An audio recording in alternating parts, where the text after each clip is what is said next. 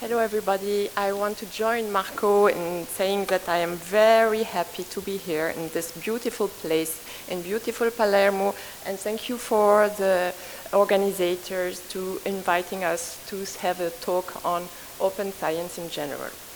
I am from CNRS and I'm deputy head of the Open Research Data Department there.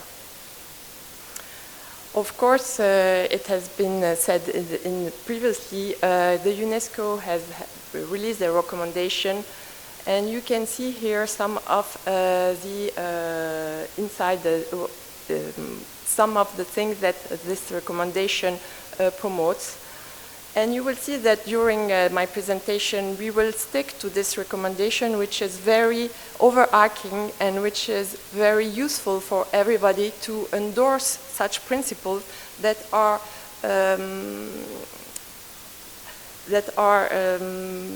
how you say, inherent to all the work on science. And in France, we have a great open science incentive from the Ministry of Higher Education and Research. And you can see on this slide that since 2018, they have released already 2 national action plans for open science that all institutions in France follow, and CNRS also. At CNRS, we have released our roadmap for open science in November 2019, and then CNRS research data plan a year after. And as it is said in the recommendation, we should share the culture within the institution. So every year, we gather all the staff at the headquarters and at the head of the disciplinary institutes at CNRS. There are 10 because CNRS is a multidisciplinary institution, so we have to deal with all specificities and diversity of how science is being done in each discipline.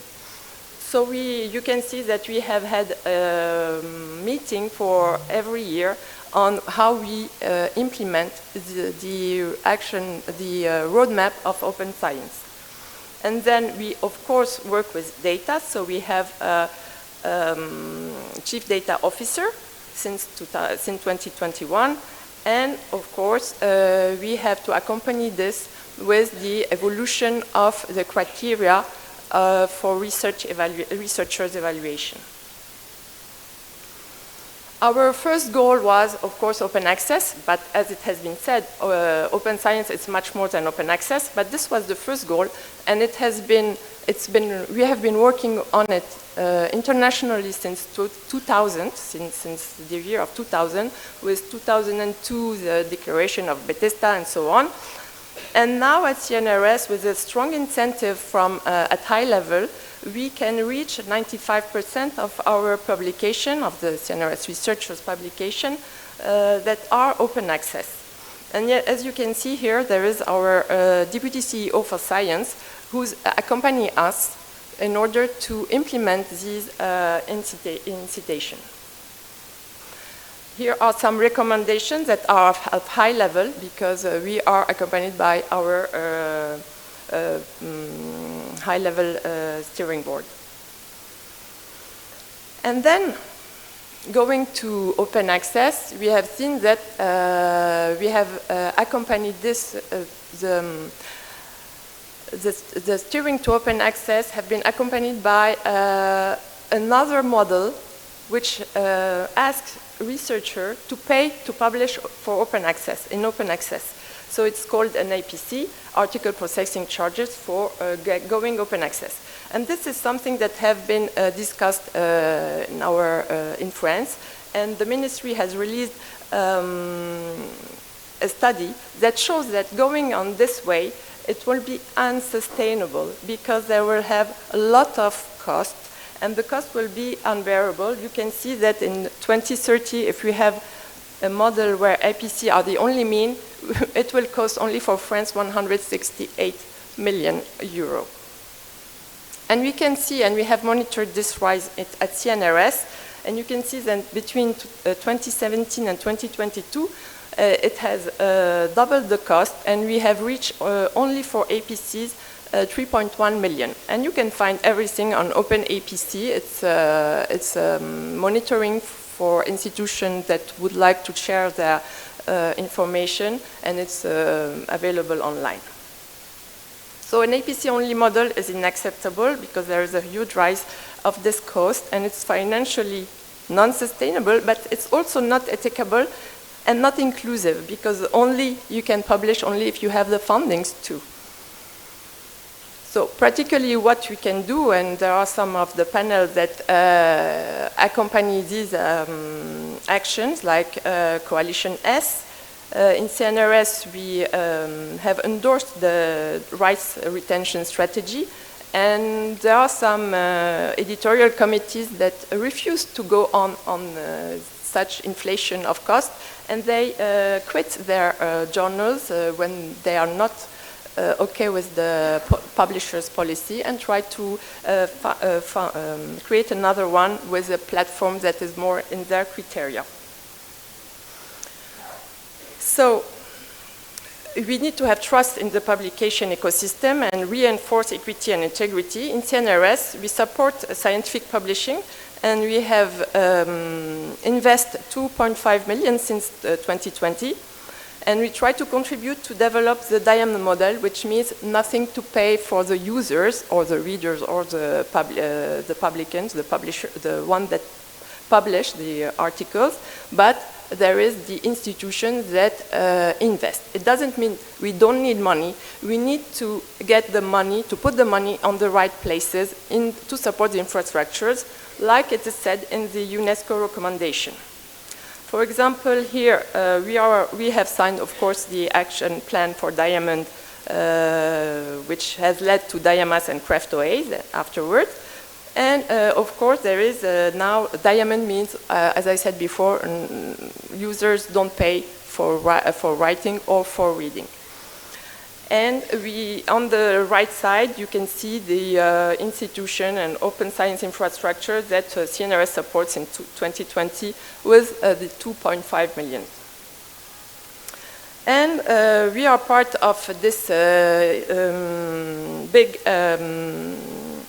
I say, policy that the ministry has built in France. And to accompany this policy, of course, we need money and investments. So the French ministry has accompanied his policy with the French National Open Science Fund, which provides funds for infrastructure of open science. And as CNRS, we are member of the National Steering Board on it, and we are also a director of the fund, so that we are responsible of the call for projects. It has been 3 call for projects until now of 2.5 million, let's say, per year, per call of project. We need to accompany this by information. And so there is Train on Scientific Publishing. You will read it. There are some articles that go and explain that, of course, if the impact factor, for example, will be the indicator to follow, then, of course, it's not going to be a good indicator. It is the Goodhart's law. When the indicator is the goal, then it ceases to be a good indicator. And then you will find on this slide some information.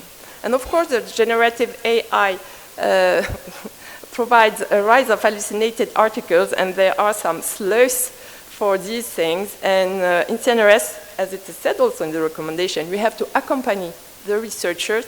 So we have a service to automatically detect the